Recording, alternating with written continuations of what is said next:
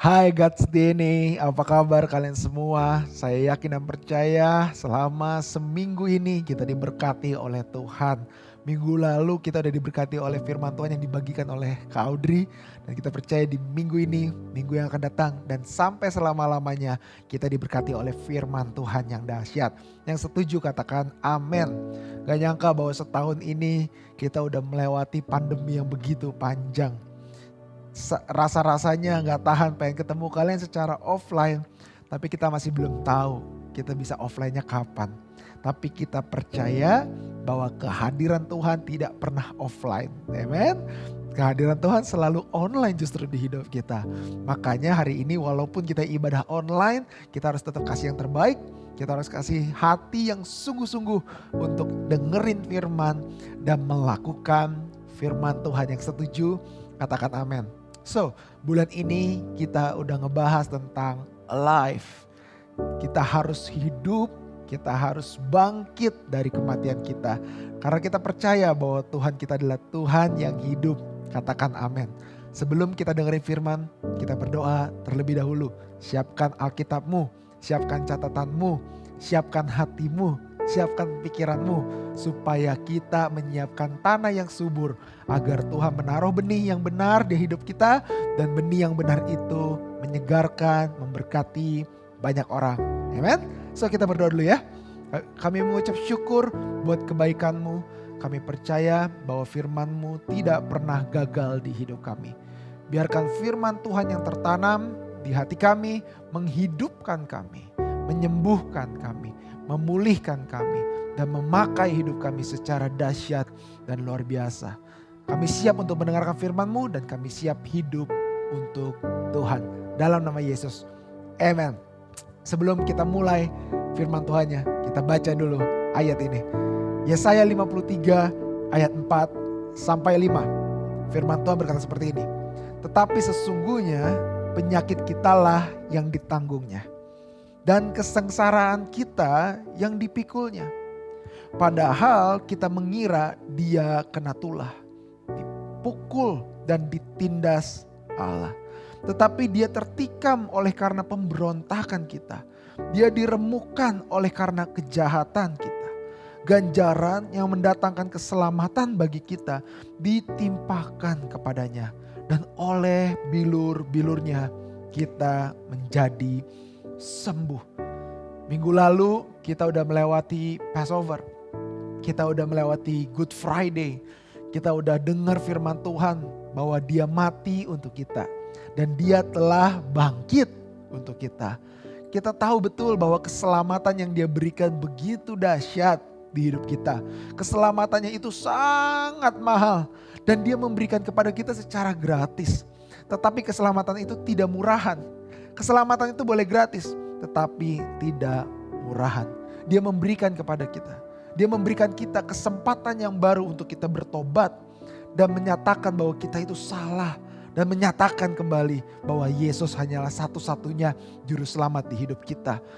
Itulah arti keselamatan, di mana kita bertobat kembali terus menerus dan menerima keselamatan itu terus dan menerus. Karena kita percaya bahwa keselamatannya selalu ada untuk orang yang percaya. Katakan amin. Firman Tuhan berkata bahwa penyakit kitalah yang ditanggungnya. Seharusnya kitalah yang harus memperoleh itu semua. Bahkan kita berpikir kayak, oh Tuhan itu kena tulah. Tuhan itu dikutuk oleh Allah. Banyak orang pas zaman Yesus disalib, dia berpikir bahwa oh Tuhan Yesus itu dihukum oleh Allah. Padahal tidak. Dia dihukum oleh karena kesalahan kita. Dia ditindas oleh karena pemberontakan kita. Dia mati untuk kita. Dia mati karena kita. Kita harus mengucap syukur bahwa keselamatannya menghidupkan kita.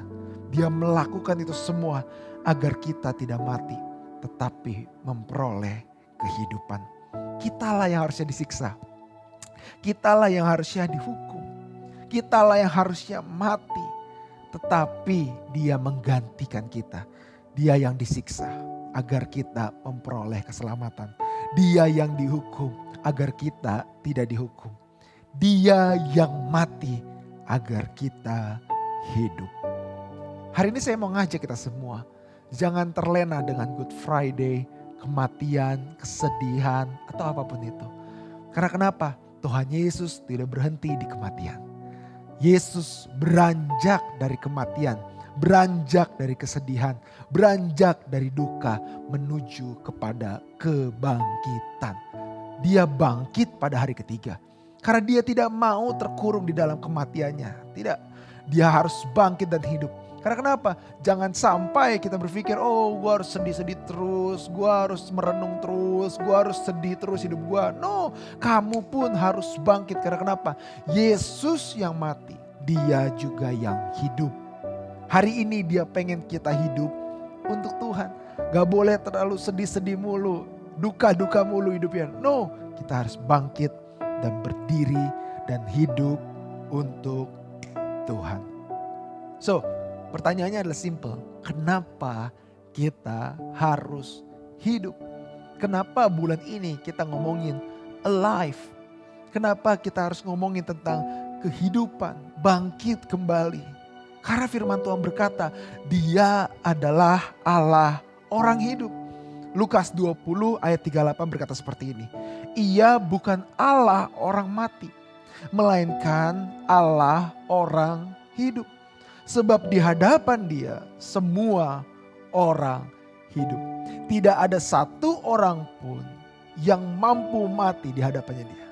Tidak ada satu orang pun yang hidupnya mati di hadapan dia. Karena firman Tuhan berkata, di hadapan dia orang akan selalu hidup. Hari ini mungkin kerohanian kita mati. Hari ini bawa kepada Tuhan. Karena kenapa? Dia adalah Allah orang hidup. Dia adalah Allah yang akan menghidupkan segala kematian dalam kehidupan kita. Banyak manusia yang mengatakan bahwa dirinya adalah Tuhan. Banyak banget orang yang berkata bahwa dirinya adalah penguasa yang paling hebat di muka bumi ini. Tapi apa yang terjadi? Mereka hanya manusia biasa. Di saat banyak manusia pengen jadi Tuhan, tapi berbeda dengan Tuhan kita. Tuhan kita jadi manusia. Itulah yang membedakannya. Orang-orang pengen yang tenar, paling terkenal dan segala macam. Tapi Tuhan berkata, barang siapa engkau yang paling tinggi adalah orang yang paling rendah. Orang yang melayani, itulah orang yang paling tinggi. Dan orang itu memiliki kerendahan hati yang begitu dalam, itulah orang yang paling tinggi derajatnya. Tuhan pun demikian, saat orang lain pengen jadi Tuhan, dia malah jadi manusia. Untuk apa? Untuk menembus dosaku dan dosamu. Banyak manusia, raja-raja, penguasa, orang sakti mengatakan, aku adalah Tuhan. Aku adalah Tuhan. Tapi Tuhannya cuma Tuhan yang dia pikirkan. Dia gak bisa jadi Tuhan atas kematiannya. Betul gak? Orang yang mengatakan dirinya adalah Tuhan, orang sakti, orang hebat, orang penguasa dan segala macam, menganggap dirinya Tuhan. Saat dia mati aja. Dia gak bisa bangkit. Dia gak bisa jadi Tuhan atas kematiannya. Tapi Tuhan kita berbeda. Tuhan kita adalah Tuhan dari atas semua. Tuhan kita adalah Tuhan dari segalanya. Bahkan dia menjadi Tuhan atas kematiannya. Apa tandanya kok? Tandanya adalah pada saat dia disalib, dia mati. Tetapi saat hari yang ketiga, dia bangkit, dia hidup. Dia mengalahkan maut, dia mengalahkan iblis, dia mengalahkan kematian. Karena dia Tuhan atas kematiannya sendiri. Orang lain gak bisa bangkit, orang lain gak bisa hidup kembali. Tetapi Tuhan kita adalah Tuhan yang hidup. Tuhan yang berperkara dahsyat dan luar biasa. So hari ini saya mau ajak ke kalian dan menyadari kalian bahwa Tuhan kita adalah Tuhan yang dahsyat. Tuhan kita adalah Tuhan yang luar biasa. Dan terlebih lagi Tuhan kita adalah Tuhan yang hidup. Bukan berhala yang mati yang gak bisa ngapa-ngapain. Bukan berhala yang ditaruh, dikasih makanan dan makanannya gak habis-habis akhirnya busuk. Enggak. Tuhan kita bukan Tuhan yang dipanggil teriak-teriak. Enggak. Tuhan kita adalah Tuhan yang dekat dan Tuhan kita adalah Tuhan yang hidup. Dia bangkit untuk kita. Amen. So, saya mau ajak kita semua, jangan mati dalam kehidupan kita. Tetapi kita harus hidup. Jangan terlena dengan segala duka cita dalam kehidupan kita. Tetapi kita harus beranjak dari setiap masa sukar dalam kehidupan kita menuju kepada kehidupan yang kekal. So, Yesus Kristus yang menjadi Tuhan atas hidup kita, Dia juga berkuasa atas kematian. Tapi jangan sampai kita mati rohani dan kita mengatakan, oh gue udah ikut Tuhan, tapi gue gak bangkit-bangkit, gue gak hidup-hidup. No, iblis berusaha dengan maksimal agar kamu tidak menyadari bahwa kamu adalah orang yang hidup. Iblis berusaha maksimal untuk membuat kamu berpikir bahwa kamu adalah orang mati. Kamu gak layak jadi umatnya Tuhan. Bahkan firman Tuhan yang berkata tadi, ia bukan Allah orang mati. Oh berarti tandanya aku orang mati. Aku gak layak jadi umatnya Tuhan. No, iblis berusaha menghancurkan pemikiran, hati setiap kita. Sehingga dia membuat kita berpikir bahwa aku adalah orang mati gitu. Maka aku gak layak di hadapan Tuhan.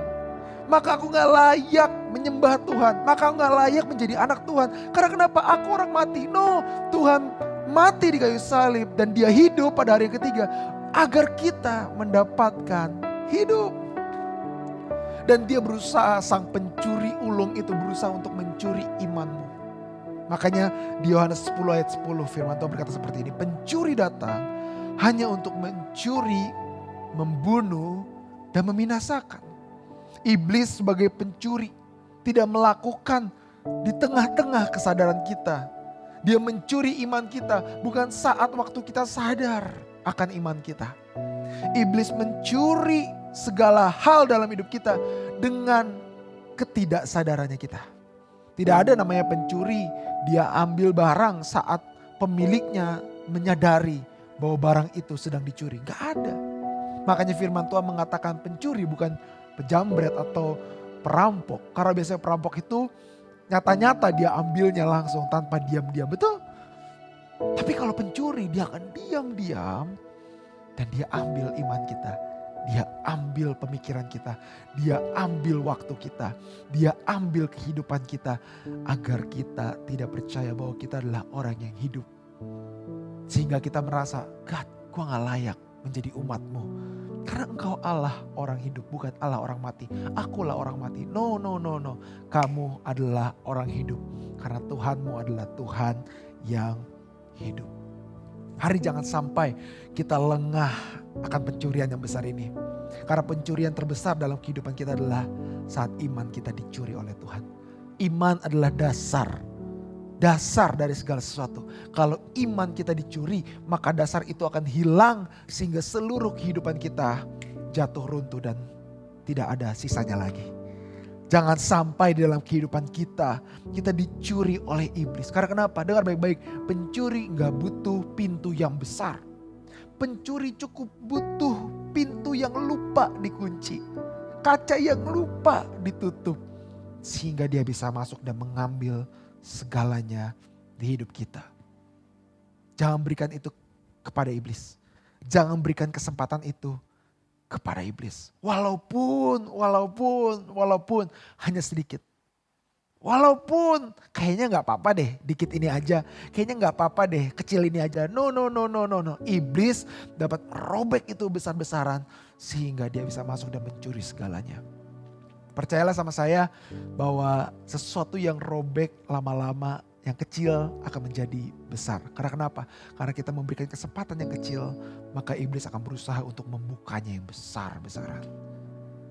Hari dengar baik-baik. Iblis itu gak tanggung-tanggung. Satan itu a next level of thief. Dia adalah pencuri yang levelnya berbeda.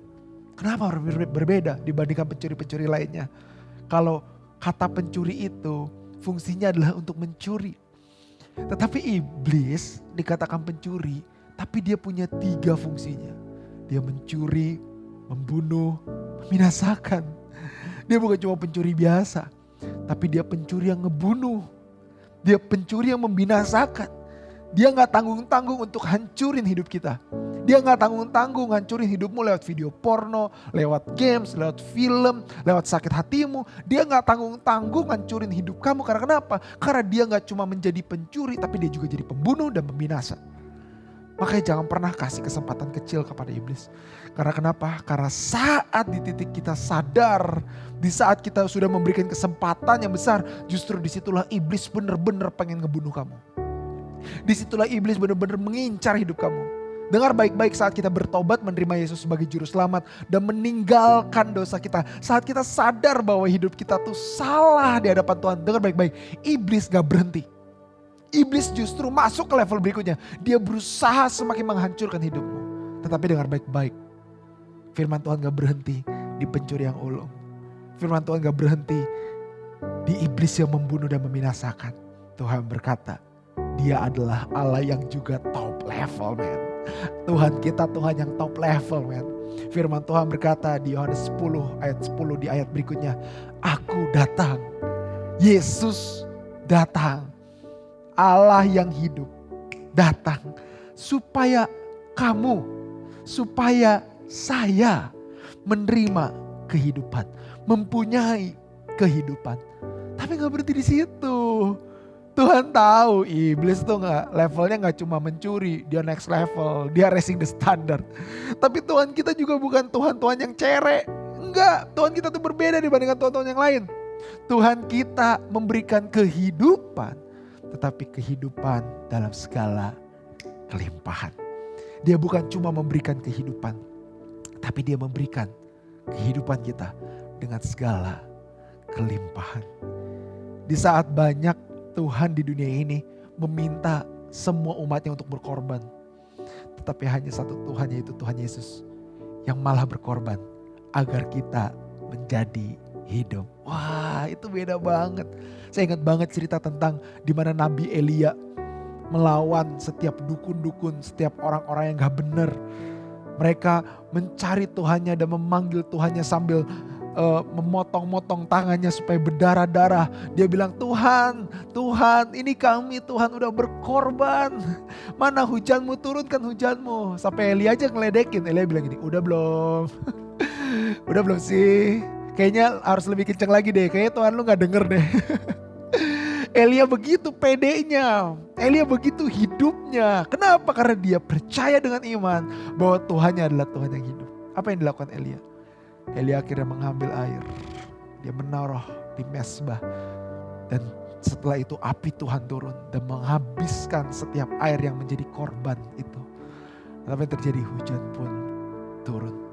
Di saat semua orang berkorban untuk ketemu Tuhan. Berbeda dengan Tuhan kita. Tuhan kita lah yang menjadi korban.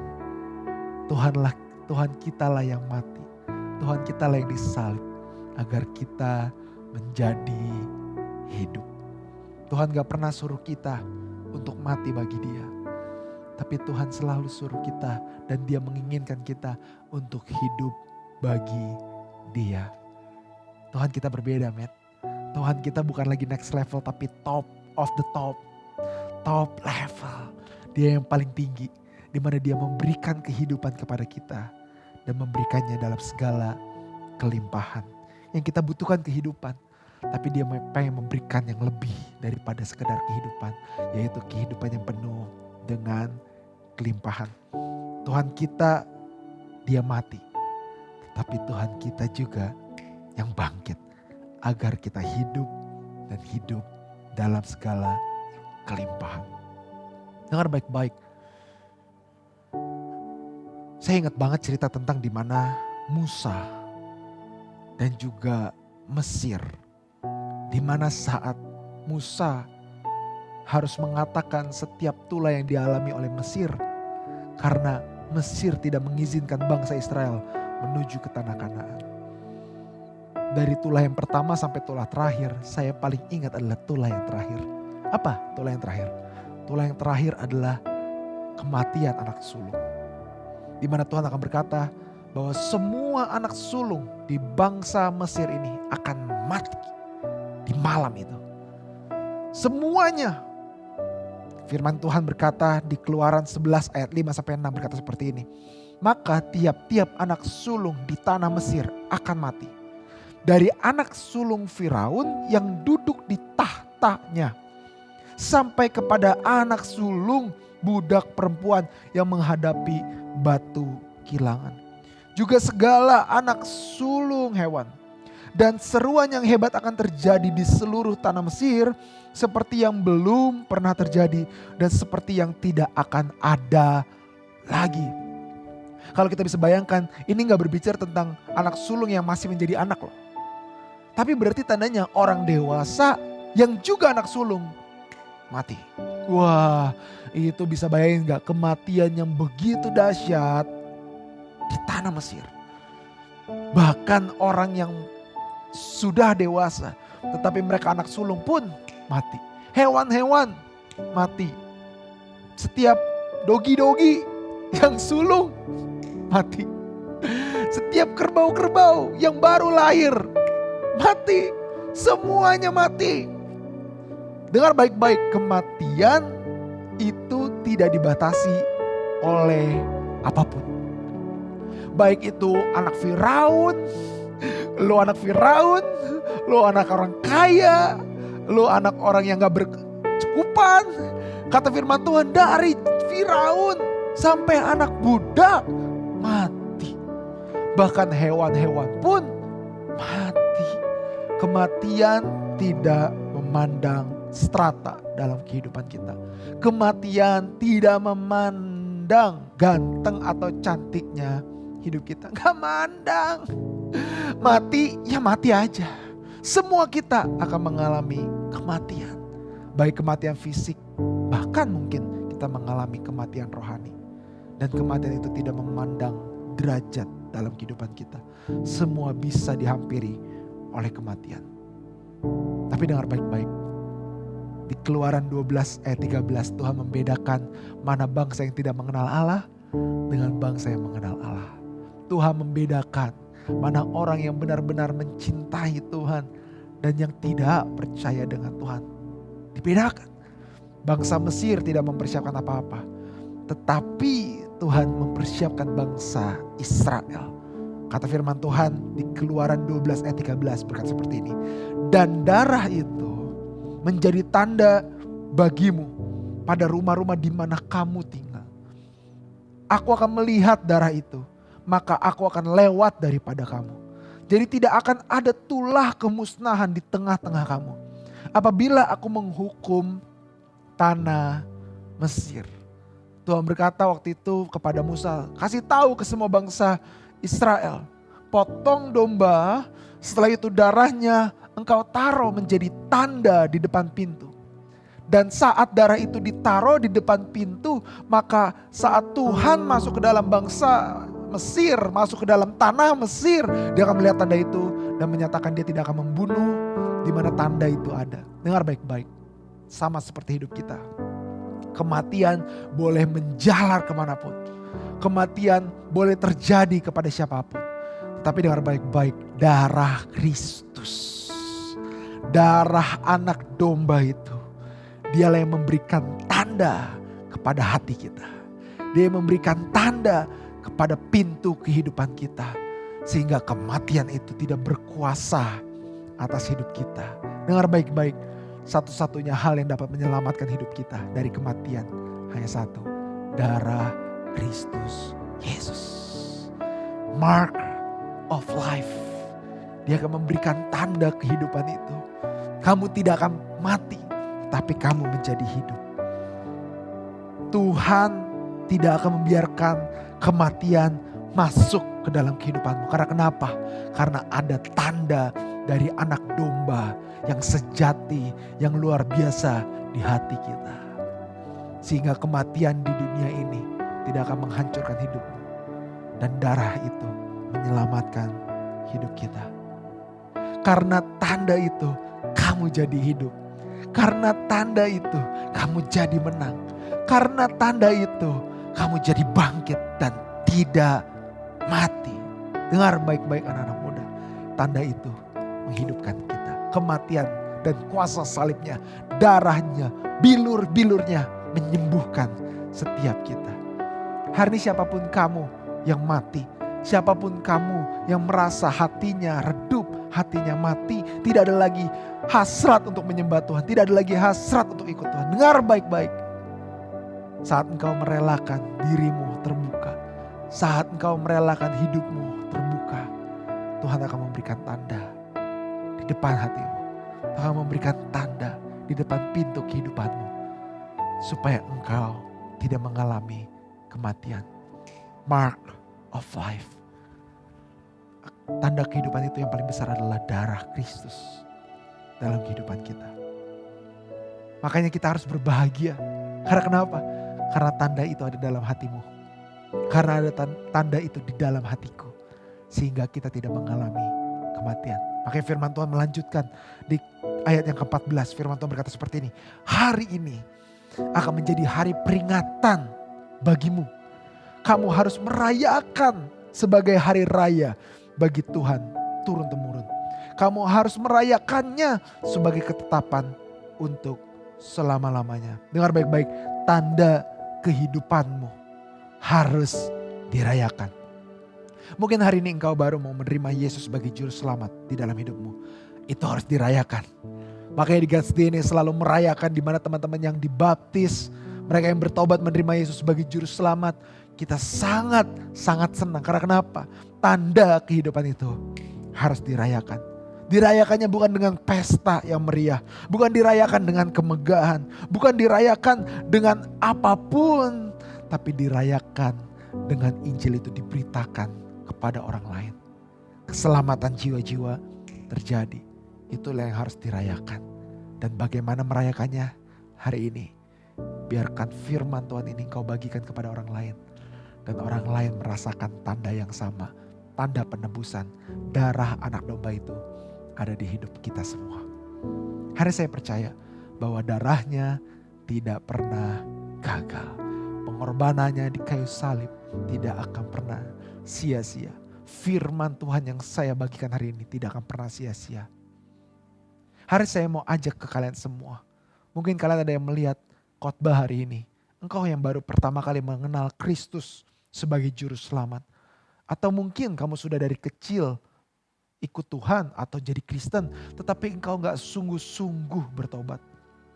Tapi saat engkau mendengarkan firman Tuhan ini, engkau menyadari bahwa ternyata di dalam hatimu engkau belum menerima Yesus sesungguhnya. Belum ada tanda kehidupan itu. Belum ada tanda darah anak domba itu dalam hatimu. Engkau belum memberikan ruang untuk Tuhan bekerja dalam hidupmu.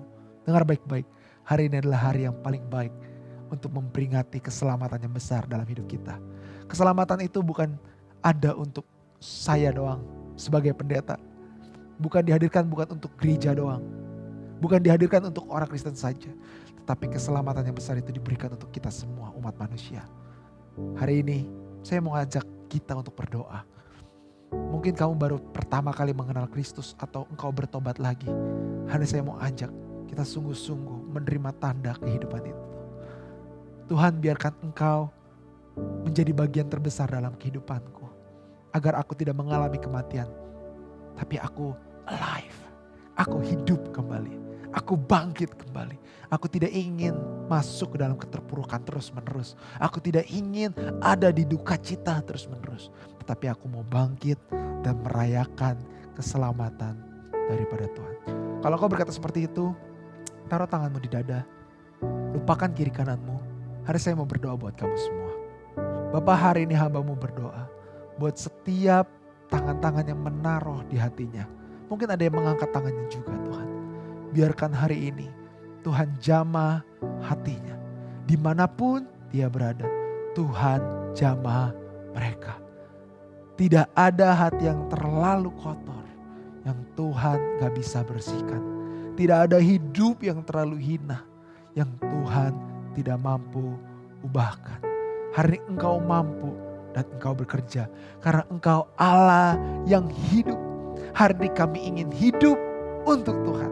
Kami tidak ingin berhenti di kematian. Kami terus ingin berjalan dan menerima kehidupan yang kekal itu. Karena kami percaya Engkau adalah Allah yang hidup. Maka kami adalah orang-orang yang hidup.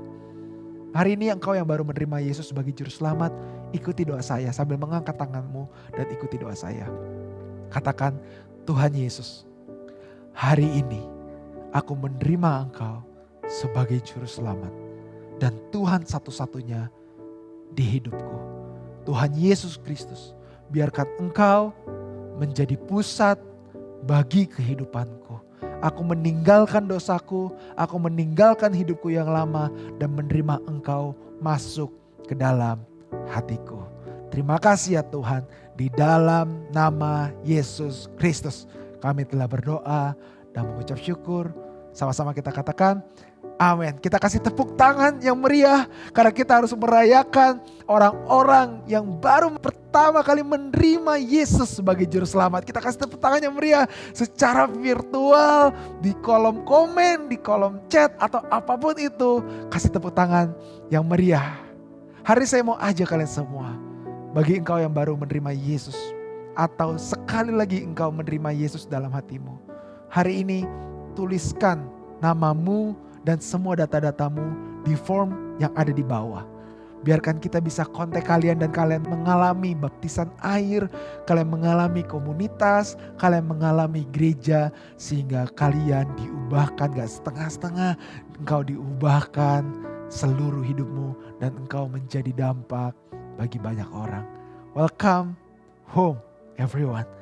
Welcome di kerajaan sorga. Tuhan Yesus mengasihimu. See you.